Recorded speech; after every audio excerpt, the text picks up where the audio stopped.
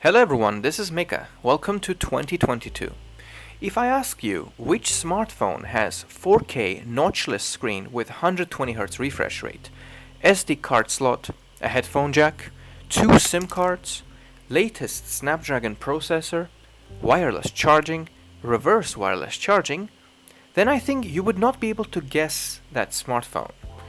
Well, it is Sony Xperia 1 III. It doesn't quite say 3 in the name, but I assure you it is not III. This is the third model of the Xperia 1 series, which has been released last year.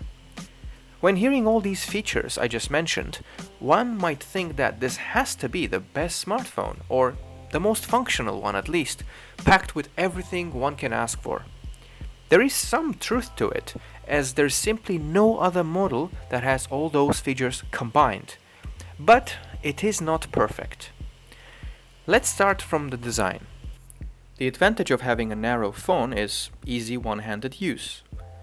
A narrow phone also has a narrow screen, as well as if you want to run 2 apps at the same time, side by side, from left to right or from top to bottom.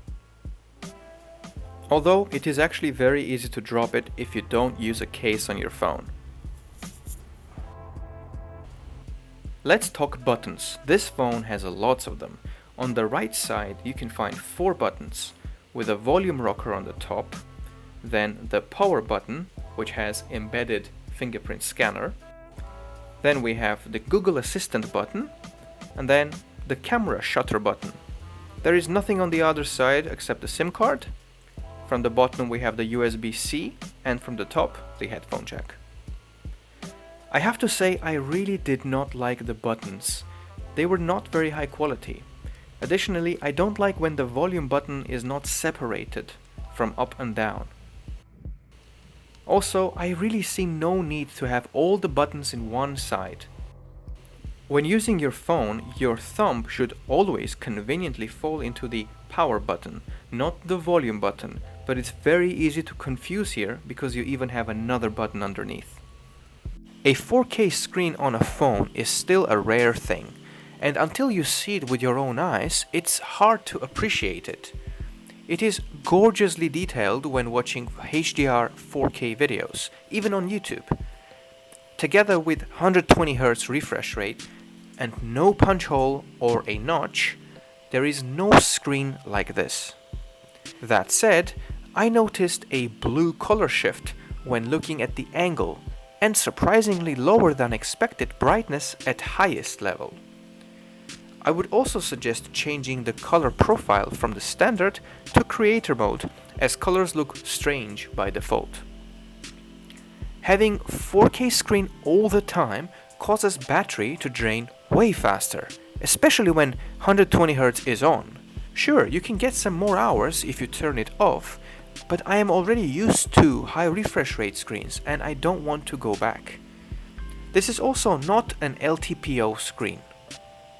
Additionally, not sure if this is a software bug, but a double tap on a sleeping screen does not always work. This has never been an issue on other smartphones, Androids or iPhones. Now, what can I say about the software? It was actually interesting to use this phone because while testing it, I received the latest, newest Android 12 update. It is although not much different on Sony phones in general from the previous 11. I do not like the new notification shade, and the dark mode seems more like Twitter night mode, not actually true black color. Look at the difference of dark mode on my OnePlus 8T. It looks grey by comparison. What I did like is the keyboard. Since the phone is narrow, you can easily use and type one-handed. There is a bar on the edge of the screen called Edge Sense. You can use it to quickly open another application, or open an app in a smaller window, as well as to move down the top of the screen to reach it. I didn't use these features, and if you also don't need them, you can switch them off. If you like stock Android, I think you would really like Sony's version of Android. It is not modified much, but sadly it does have bloatware, which is the apps that you cannot delete from your phone, only disable. And before I address the camera, just a few more details that I noticed. This smartphone has an LED notification light. When was the last time you saw one of these? It flashes red when battery is low and green if you have a notification. It is surprisingly useful, and I'm very glad that Sony has it even in 2021.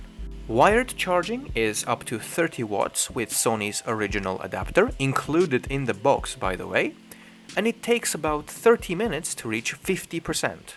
The speakers are really good too, the sound is crisp and loud, and here's a sample.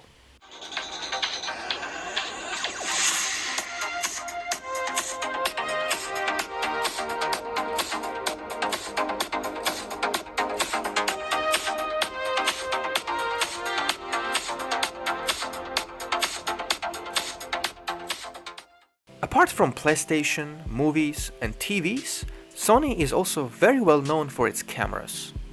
Sadly, not for smartphone cameras. I have taken several photos on my Xperia 1 III, side by side along with my iPhone 13 Pro. And here's what I think. The wide-angle camera is not that wide, only 0.7x compared to 0.5x, which is actually very noticeable. What is also noticeable is the lack of macro mode. Many smartphones already use wide-angle lens for macro mode, but apparently not Sony. The zoom lens is not bad, but having 2.9 and 4.4 times zoom is a bit strange. I would have much preferred having 3 times and 10 times, or 2 times and 5 times. Because in these cases, zoom levels are very close to each other and not very useful. And if you try to zoom beyond 4.4x, then the photo quality suffers from the stabilization, I assume. What can I say about the standard lens? Well, the photos are good. They have good accurate colors in very well lit scenarios. The portrait or bokeh effect is quite good as well. Although I did notice that on iPhone, the same 12 megapixel photos have more detail. Sadly, I cannot say anything good about the night mode. It's just not good. And also, you might experience some problems when focusing closely. Sony has a special Pro Camera app that is very technical compared to any other smartphone camera app. And it is great for those who want to play with options and take somewhat professional photos. But for me, I care about the best photo that a smartphone can take at any time I want to take it without me tweaking it or staging it in any way. Sadly, this app does not do that. Moreover, you cannot even use a Pro Camera app to take photos without a physical button. This is a bit absurd not to have a button on a screen to take a photo and have no choice to press the button on the side, which is going to be very difficult if you want to take vertical shots. And overall, I just could not find any reason to use this app. There is another app for video too, called Cinema Pro, and I was even more disappointed by this one. Why can I not switch lenses while recording a video? This is not possible on a basic mode, and I was expecting this would be available on a Pro mode. I use this feature all the time with my iPhone, and Sony just doesn't have it. Okay, let's summarize. This phone, that costs $1,300, yes, that's correct, is clearly not worth that much. Sony thought that with 4K screen, SD card slot, headphone jack, 2 exclusive camera apps, people will run and buy this model. I think people are slowly getting used to dongles and adapters when they need to. They buy wireless headphones, and for lack of SD card, they can use cloud storage, for example. Of course, it is great to have all these features in one phone, but Sony really didn't improve their software, resulting in missing features and an absurd price. But if you still want to buy it, I would recommend finding it secondhand or on sale for less than $600 if you can. I really had high hopes for this model, but despite having a good hardware, Sony doesn't quite deliver on the software. And that's it. Thank you for watching. I hope you appreciate my work to produce this. It may look easy, but trust me, it's not. Subscribe to my channel and see you next time.